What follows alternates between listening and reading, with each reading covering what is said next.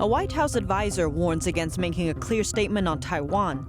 They say backing Taiwan in case of war with China would have significant downsides. 7 of the world's most advanced economies say no to Communist China's human rights abuses. They're also standing with Taiwan.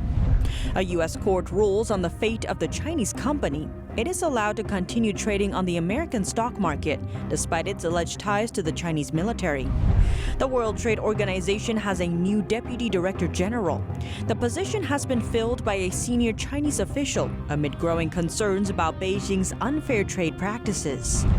And Australia is rethinking its 99-year lease to a Chinese firm. The company rents a seaport there, but in the case of war in the South China Sea, it could be part of a key strategy. Welcome to China in Focus. I'm Tiffany Meyer. A top White House advisor is commenting on President Biden's foreign policy approach in Asia. He says any conflict between the U.S. and Beijing over Taiwan will trash the global economy. On Tuesday, Biden's Indo-Pacific Policy Coordinator Kurt Campbell said such a conflict would broaden in an unpredictable way if it were to ever happen. He appears to suggest that the U.S. should not make a clear statement to defend Taiwan in the case of a Chinese invasion. He claims there will be significant downsides. The Biden administration has also refrained from doing it. Campbell says maintaining the status quo over the island is in the best interests of both the U.S. and Beijing. He also claims the White House is engaging more directly with the Taiwanese government. Biden is preparing for the first arms sale to the island during his term, but the CCP is opposing the plan. U.S. law requires the country to sell arms to Taiwan so the island can defend itself in case of a war with Beijing. Campbell says Biden's approach to China seems to be a fusion of his two predecessors, Trump and Obama. The White House advisor comments that Trump's China policy was different from Obama's, and Biden's approach is what he calls an interesting combination of the two. To put it simply, he says the White House is going to take actions that are both offensive and defensive. Foreign ministers from the world's 7 biggest advanced economies have finished their meeting in London. The G7 foreign ministers are expressing deep concerns over human rights abuses in China's Xinjiang and Tibet regions. They are also taking issue with Russia's recent behavior, calling it irresponsible and destabilizing. Foreign ministers from the G7 group of countries have called on China to respect human rights and fundamental freedoms in a lengthy communique issued after the 2-day meeting. Foreign Secretary Dominic Raab and his counterparts from the US, Canada, Japan, France, Germany, Italy and the EU met in London with security challenges and the pandemic on the agenda. And actually, if you want to stand up for human rights, we want to stand up for our democratic values, we've got to broaden the group of countries that are willing to stand up for those values. I think that's one thing we achieved for sure in the last couple of days. Foreign ministers expressed their deep concerns about human rights violations in Xinjiang and Tibet, as well as the erosion of democracy in Hong Kong. They encouraged China to act responsibly in cyberspace and refrain from conducting or supporting cyber-enabled intellectual property theft. We agreed a rapid rebuttal mechanism for international countries to push back on the pretty perverse fake news that has been going around about everything from vaccines to other countries. They also committed to working with industry to expand the production of affordable vaccines. That if we're going to solve what is clearly not just a global pandemic, but a global plan for recovery that we need to see our sales through, not just the public health issues that are associated with it, but the economic challenges. The foreign ministers expressed concerns about Russia's irresponsible and destabilizing behavior, including the build-up of Russian military forces on Ukraine's borders and in Crimea, instead calling for stable and predictable relations with Russia. This is the first face-to-face G7 foreign ministers meeting in 2 years. The G7 finance ministers will meet early next month, followed by the full summit of leaders in Cornwall a week later. The G7 foreign ministers are expressing support for Taiwan in a joint statement.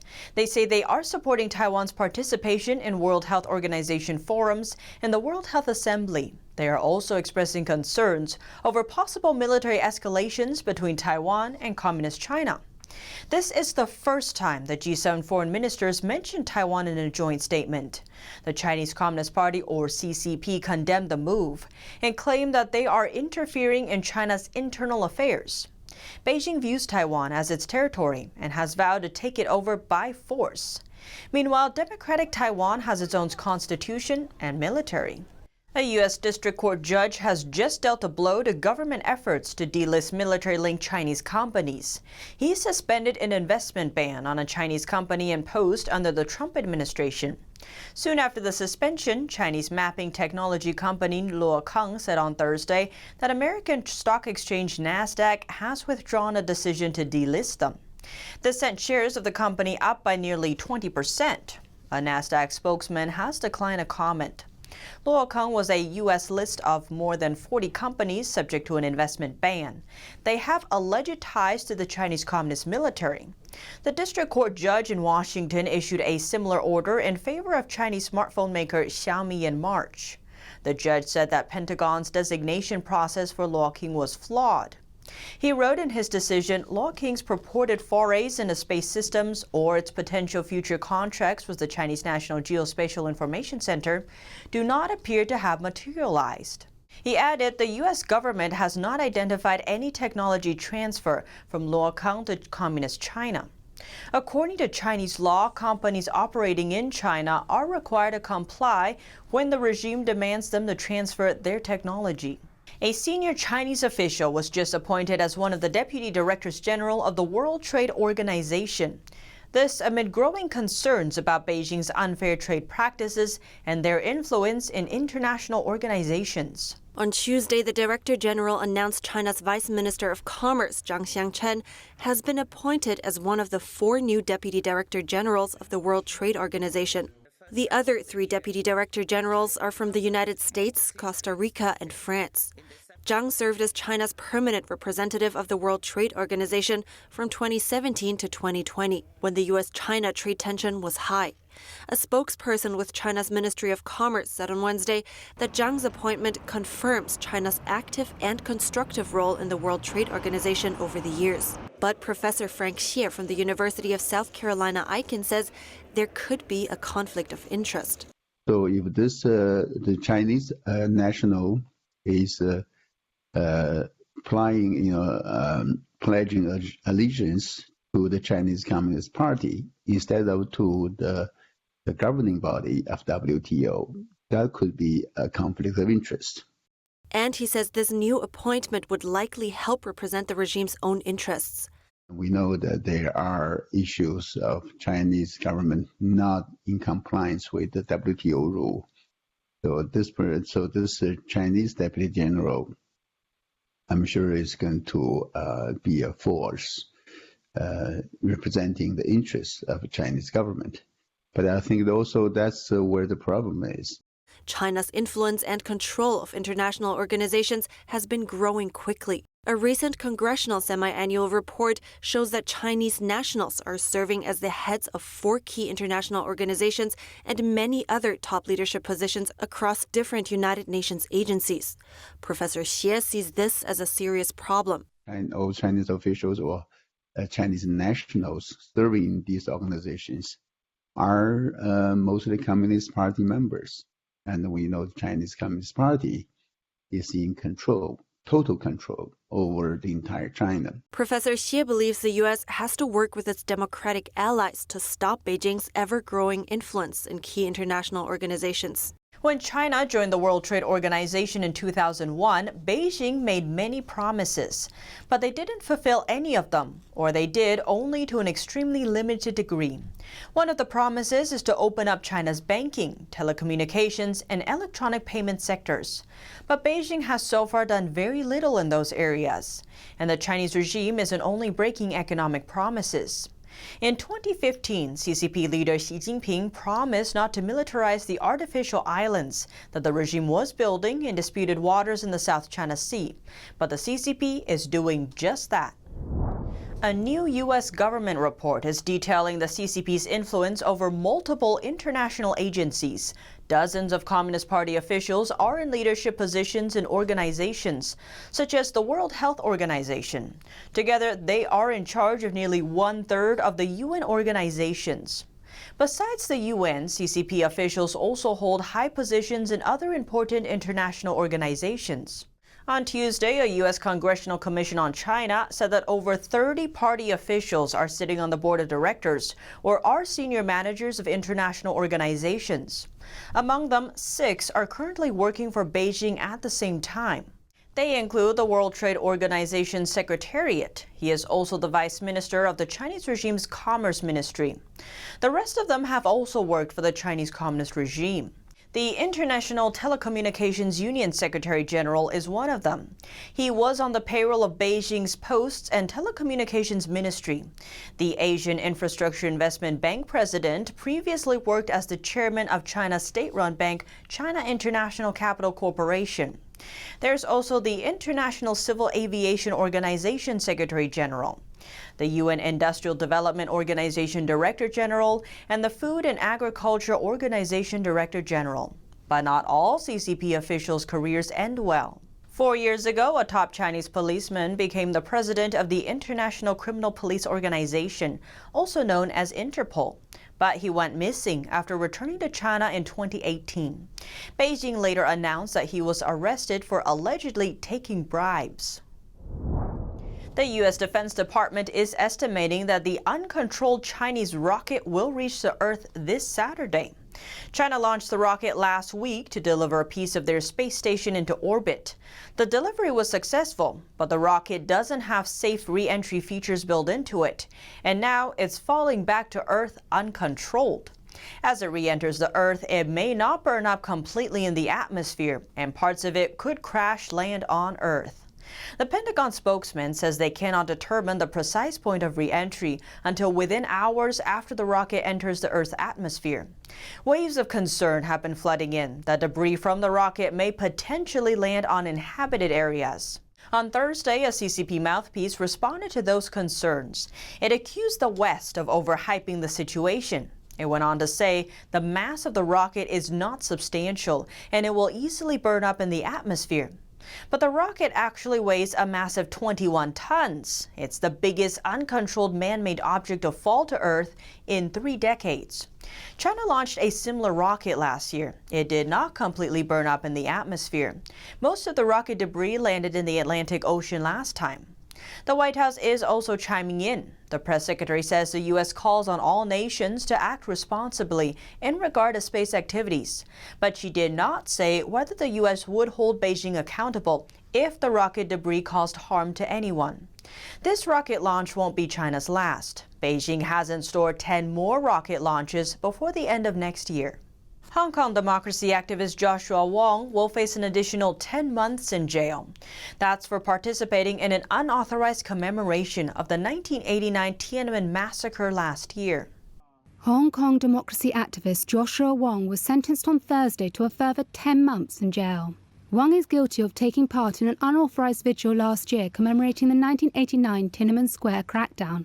Last year saw the annual event on June the 4th cancelled for the first time in Hong Kong, with police citing the global health crisis. Still, tens of thousands of people lit candles across the city in what was largely a peaceful event.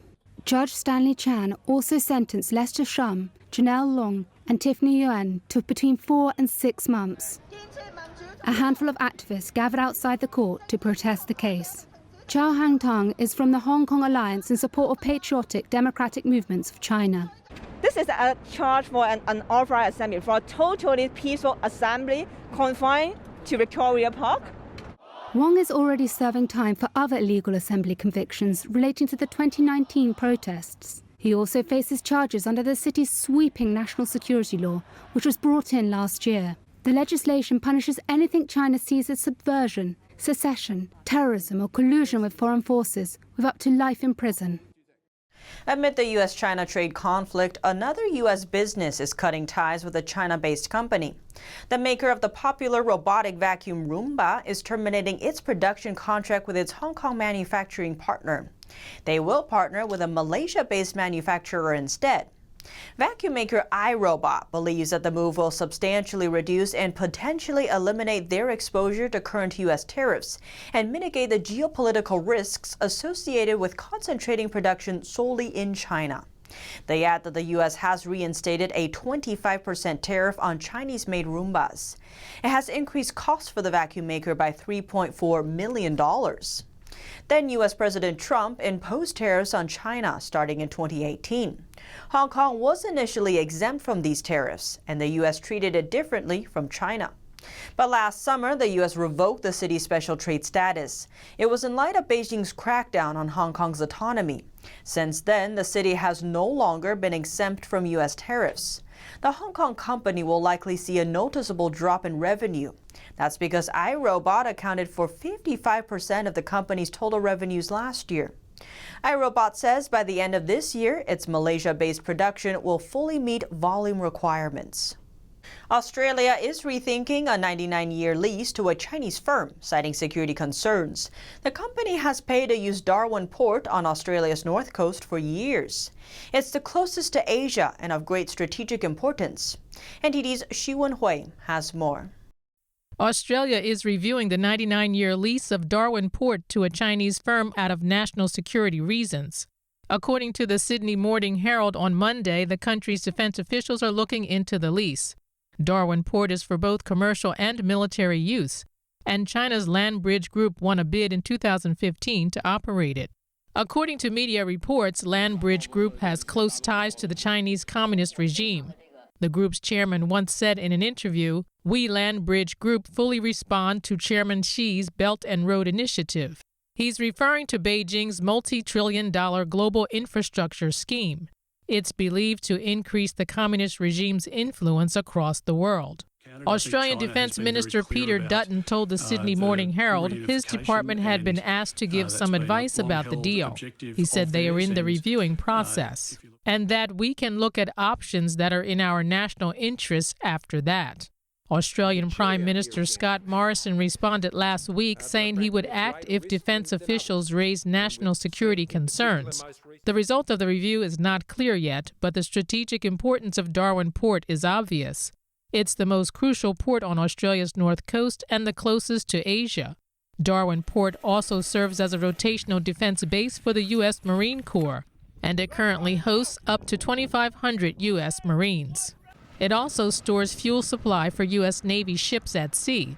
That's why the U.S. voiced concerns when Australia signed the lease with China's Land Bridge Group in 2015. Reporting by Xu Wenhui, NTD News. Tensions between Australia and Beijing are on the rise. The Chinese Foreign Ministry said on Thursday that it's legitimate and necessary to suspend all activities under a China-Australia strategic economic dialogue. The CCP accused Australia of having what they called a Cold War mindset and ideological discrimination, as well as disruptions to normal exchanges. But they didn't name any specific actions by the Australian side. Tensions between the two sides rose in 2018. Australia was the first country to publicly ban Chinese tech giant Huawei from its 5G network. Relations worsened last year when Australia called for an independent investigation into the origins of the CCP virus. Beijing then retaliated with tariffs. The president of the Philippines is seeking to return donated vaccines from China, saying they are dangerous. He took the Chinese-made Sinopharm vaccine, but later on warned the Filipinos not to follow him. According to a BBC report on Thursday, Philippine President Duterte asked the Chinese embassy to take back their 1,000 donated doses of the Sinopharm vaccine. Duterte added China may only donate Sinovac vaccines from now on. Philippine authorities authorized this one, but not the Sinopharm one. According to local media, Duterte said to his people, the Sinopharm vaccine may be harmful to people and, quote, let me be the only person who took it. People criticized him for taking an unauthorized vaccine. He later apologized for doing it. The Philippines is one of the worst hit countries by the CCP virus in the region. Over 1 million people were infected and nearly 18,000 died. A document obtained by Reuters shows that World Health Organization experts have very low confidence in Sinopharm vaccines. They worry that the vaccine may cause serious side effects in some patients. The Philippines is telling its fishermen to ignore Beijing's ban on fishing in the South China Sea. The Chinese regime has imposed an annual summer fishing ban since 1999. The ban runs from May to mid-August. The Philippines South China Sea Task Force stated on Tuesday, saying this fishing ban does not apply to our fishermen. The task force opposed the ban over what they claim is Philippine territory, adding our fisher folks are encouraged to go out and fish in our waters in the West Philippine Sea. The Chinese embassy there did not immediately comment on the statement.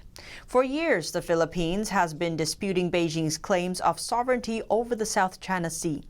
An international tribunal rejected Beijing's claims in 2016, but the Chinese regime refused to accept the ruling. Volunteers in China are shocked to discover freight trucks packed to the rim with live puppies and kittens. It turns out logistic companies are delivering these animals through regular mail services. The animals have to endure up to days of long-distance flights without food and water. Some of them even die before delivery. NTD's Don Ma has more. In China, hundreds of live puppies and kittens are found to have been delivered through regular mail as part of a shady business. These animals are put into plastic cages wrapped in plastic. Then they're delivered using regular courier services. They reportedly have to endure up to days of long-distance freight without food and water. They also have to endure being squeezed and tossed around, as couriers sometimes handle the cages violently. Sometimes these animals don't make it out alive before delivery. Other times, they don't live more than a week after delivery. A Chinese netizen shared online that a customer once rejected a package containing a puppy. The package then ended up at the post office. Upon opening the package, workers found the small dog malnourished, shivering, and near death. A rescue attempt failed, and the dog died the same day. This business operation centers around a Chinese phenomenon called mystery pet boxes. The idea is similar to that of loot boxes. These mystery pet boxes contain live pets and are sold on online shopping platforms. The gimmick is that the shopper is not told what kind of pet is inside, and they will be surprised to learn when they open their delivery. Advertised photos of cute puppies or kittens lure shoppers into buying these mystery pet boxes. The price of these boxes are also enticing. They only cost $1.50. The business was thrust into the limelight when a truck packed with these boxes were intercepted mid-delivery. On Monday, local animal rescue volunteers in China's Sichuan province discovered some 160 pet boxes being transported in a freight truck. After local police arrived, the animals were transported to local shelters and animal hospitals. Some had already died. Some were on their last legs and died hours later. A local hospital said that a number of the animals had tested positive for canine or feline diseases. The shipping company has since admitted wrongdoing. Although China doesn't have animal protection laws, it is still illegal to deliver live animals through mail. Don Ma, NTD News. And that's all for today's China in Focus. But before you go, we have an announcement. YouTube has been demonetizing us and other NTD programs. That is why we are moving our show to Epoch TV once a week. From this week on, you can watch China in Focus every Friday at 9 p.m. Eastern on Epoch TV. Thanks for watching, and see you next time. The CCP virus has killed 3 million people, but one question has never been answered. Where does the virus actually come from? Some believe the pandemic may have first leaked from a Wuhan lab. I still think the most likely etiology of this pathogen in Wuhan was from a laboratory, escaped. Others strongly oppose the idea and call it a conspiracy theory. In a special report, we look at the arguments and what's behind the controversy. And you can watch it on the Epoch Times newspaper's new platform, Epoch TV. China in Focus is partnering with a platform where you can watch our exclusive special reports every Friday night.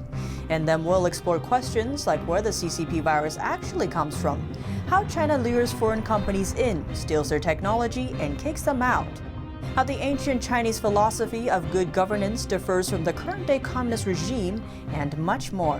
Be sure to check out these investigative episodes by clicking on the link in the description down below. And don't forget to subscribe to this channel if you really want to understand what's happening with China.